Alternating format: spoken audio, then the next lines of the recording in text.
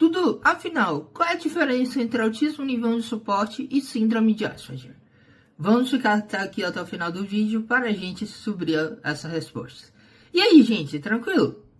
Em primeiro lugar, a gente tem que entender quem eram as pessoas que eram diagnosticadas com síndrome de Asperger, certo? Bom, antes de 2013, as pessoas diagnosticadas com síndrome de Asperger eram aquelas que possuíam as seguintes características, certo? Inteligência acima da média, uma certa autonomia, necessidade de rotina, certo? Porém que não possuíam prejuízo na linguagem funcional. Então eram aquelas que se comunicavam bem, conseguiam se comunicar bem na linguagem sem problemas. E pessoas que tinham a inteligência acima da média. Quem tinham essas características recebiam o diagnóstico de síndrome de Asperger, certo? Isso era antes de 2013. Por que, Dudu? O que ocorreu? Em 2013, surgiu um novo documento, que é o DSM-5-TR, que pegou a síndrome de Asperger e outros diagnósticos, como autismo infantil, autismo clássico, entre outros, e unificou todo mundo em um só diagnóstico: o transtorno do espectro do autismo, né? Porque o que se percebeu?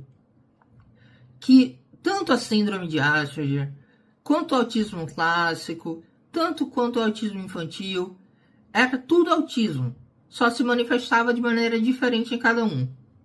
É por isso que o DSM-5-TR instituiu, em 2013, o transtorno do espectro do autismo e dividiu esse transtorno em 3 níveis de suporte: nível 1 de suporte, nível 2 de suporte e nível 3.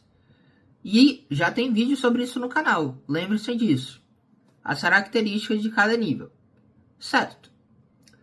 E aí o que ocorreu? Com a vigência do DSM-5-TR, o termo síndrome de Asperger saiu de uso oficialmente. Então, atualmente, se você for procurar um diagnóstico de autismo, você não vai mais receber o diagnóstico de síndrome de Asperger, certo? Você vai receber o diagnóstico de autismo nível 1 de suporte. Mas, Dudu, toda pessoa com síndrome de Asperger na época do antes de 2013 seria autista nível 1 de suporte atualmente? Não. Porque tem autista nível 1 de suporte, por exemplo, que não se comunica, que não usa, que tem prejuízo na linguagem.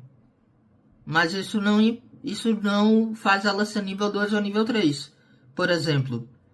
Então, nem toda pessoa com síndrome de Asperger seria atualmente autista nível 1 de suporte. Ou seja, não são sinônimos. Só que a maioria das pessoas autistas nível 1 de suporte tem linguagem funcional, né? Conseguem se comunicar bem, tem inteligência acima da média, né? Ou seja, tem características de síndrome de Asperger. Ou seja, a síndrome de Asperger está englobada no espectro do transtorno do espectro do autismo nível 1 de suporte, certo? Atualmente, gente, a gente está desde 2022 com a CID-11, que classifica o autismo com base na presença ou ausência de linguagem funcional e na presença ou ausência de deficiência intelectual.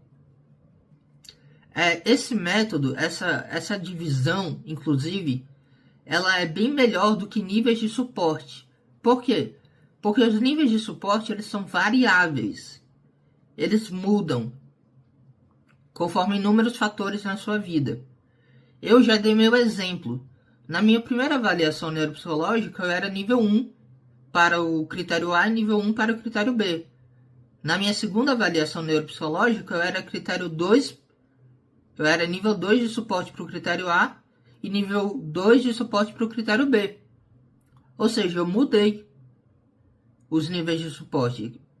É por isso que diagnosticar com base na ausência de deficiência intelectual e na presença ou não de prejuízo na linguagem funcional, você consegue, o médico, né, traçar planos terapêuticos melhor para aquela pessoa autista. Então a gente atualmente não utiliza, né, no DSM-5-TR os níveis de suporte, mas a gente não utiliza mais no CID-11 os níveis de suporte, sim essa outra classificação que eu falei.